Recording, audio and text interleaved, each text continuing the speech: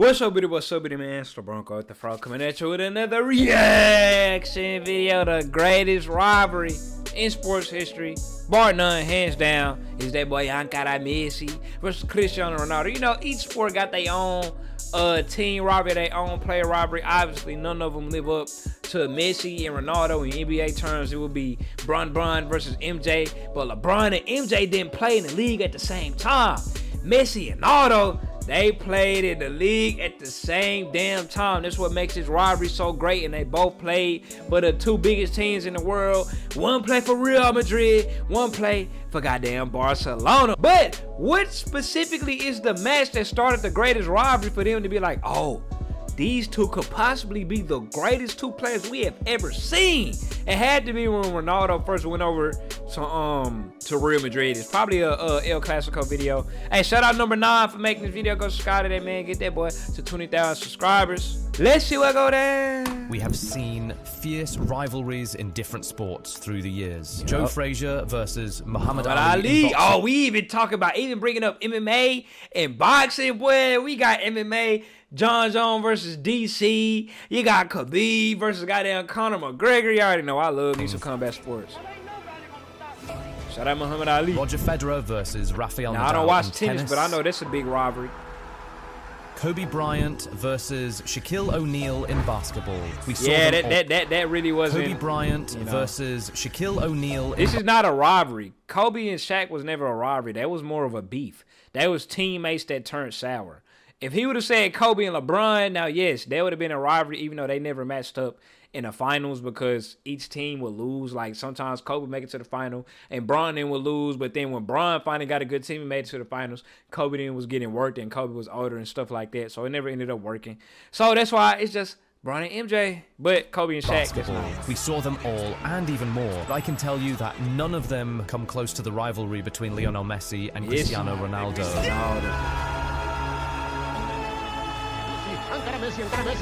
Encara Messi. Go. Almost 2 decades ago. How did that rivalry even start? When Ronaldo moved to Spain and they started playing in the same league? No, certainly not. It started before then, and today we'll be talking about the match that launched the greatest rivalry in sports history. No, United, they played Barcelona. They ran into Barcelona in the Champions League, and I think United ended up winning, right? That was a 2008 season. Let's dial back a little. You see, in 2004, 2005, the kings of football were Ronaldinho, Thierry Henry, Zinedine Zidane, Luis Figo, Kaka, David Beckham, and the likes. They were influential, skillful, and very entertaining. But certain kids were rising pretty fast. Their names, Lionel Messi and Cristiano Ronaldo. Ronaldo went to Euro 2004 on home soil, scored 2 goals, and helped Portugal reach the final of a major tournament for the first time in their history. While Lionel Messi went to the FIFA Under-20 World Cup in 2005 and won the trophy for Argentina. These 2 guys were definitely up there as ones to watch for the future, and they were gaining ground very quickly. But the match that really launched this insane rivalry we all know of now, these youngsters were playing for 2 of the best clubs in the world, and their teams were made far it was Lona Man United. Damn, I'm mad I ain't bring it up. I should have known better because of them. They were still in their early 20s and in the early stages of their careers, but they had already become the main men in their respective teams. Ronaldo wearing the cherished number 7 shirt for United, and Messi wearing the heavy number 10 for Barcelona. But that was not even the first time they met. They faced off in the semi-final of the same competition the previous season, and it was very keenly contested. Sparks did fly that day, and the English side came out on top.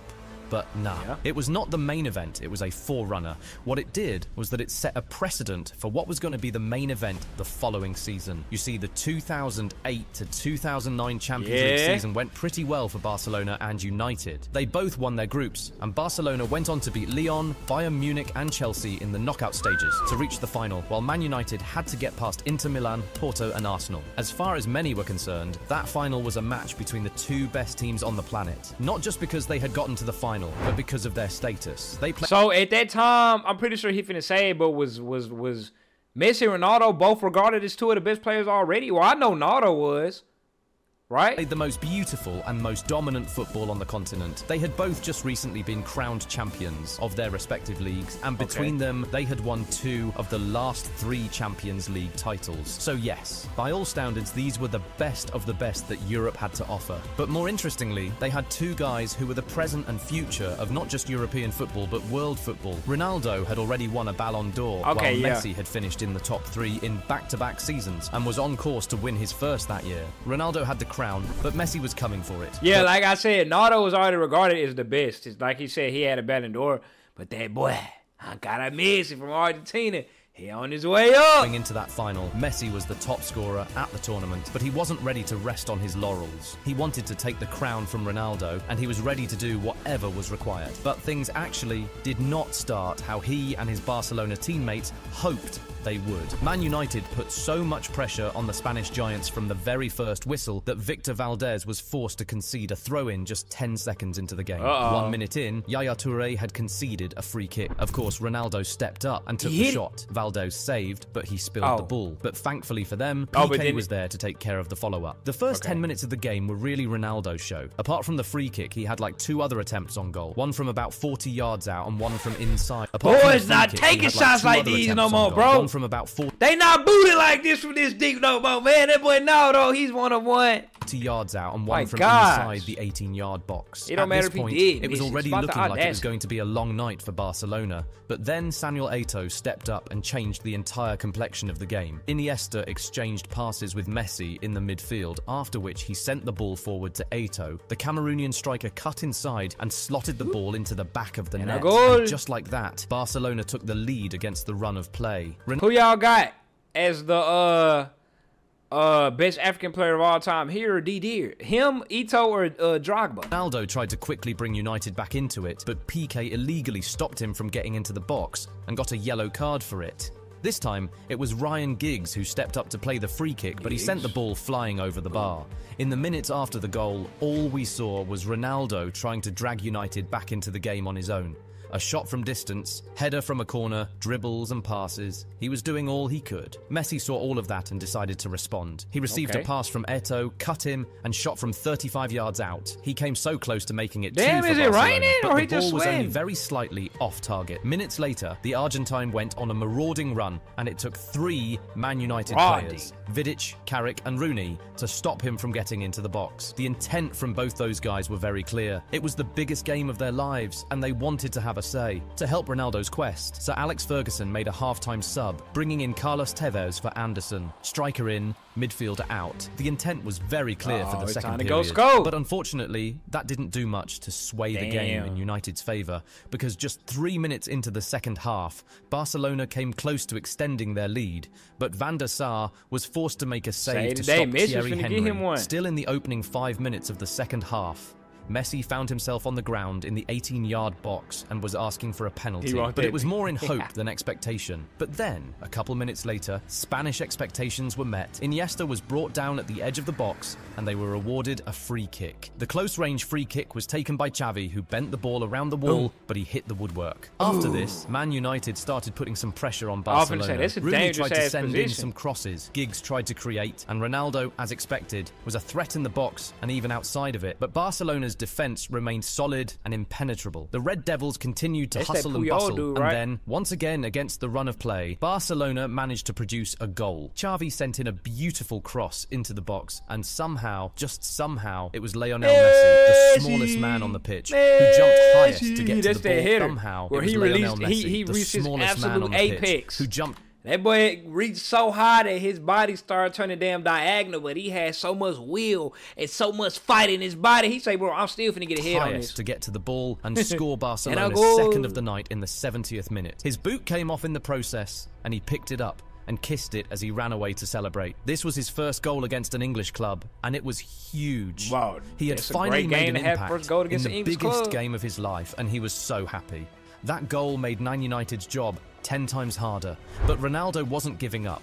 he was still doing everything I he could, finna say, including Nardo, what you jumping gonna into do? tackles to try and win the ball. This caused him to get into it with Barcelona's right back, Carlos Puyol, a couple of times, and that battle eventually earned him a yellow card in the 78th minute. And things only got rougher. Man United was so desperate, so they started to make bad decisions. Skrtelec got yellow carded in the 81st minute. They start diving at legs. They always want to fight when they losing. Skrtelec got yellow carded in the 81st minute for a bad tackle on Sergio Busquets, while Vidic got his own caution in additional time for a cynical tackle on Messi. Speaking of Messi, he very nearly got a second goal in additional time. Iniesta found him in the box with a lovely pass, but Vidic was there just in time to clear the ball and stop any danger. And that was how the game ended, 2-0. Messi had won that battle, but not the war. He was named the fans' man of the match that day, finished as the top scorer at the tournament war. He was named. That was how the game ended, 2-0. Messi had won that battle, but not the war. He was named the fans' man of the match that day, finished as the top scorer at the tournament, helped Barcelona complete the treble with that win, and went on to win his first Ballon d'Or, with Cristiano Ronaldo finishing as the runner-up. Against Nardo, head to head, boy. I know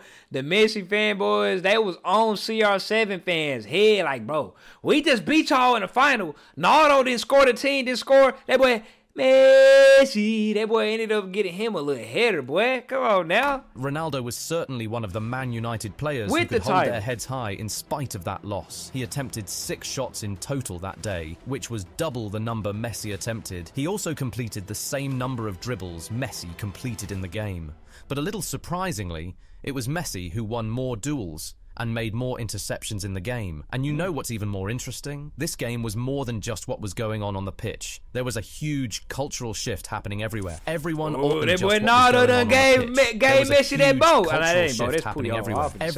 around the world had their eyes fixed on this match, and it was mostly because of these two guys. The UEFA Champions League final between Manchester United and Barcelona went down as the most watched sporting event in 2009, beating the Super Bowl by a whopping 44 million viewers.